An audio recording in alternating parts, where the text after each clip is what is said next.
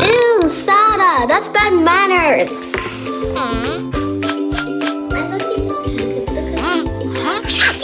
Ew, Sarah, that's bad manners. Let's play together. Sarah, let me teach you good manners. You have to say please and thank you when you receive gifts or help. And the second one, you have to say excuse me when you need space. And the third one, cover your mouth when you sneeze. Last but definitely not least, you have to be patient and say sorry. Do you get it now? I got it, sister. Thank you for teaching me.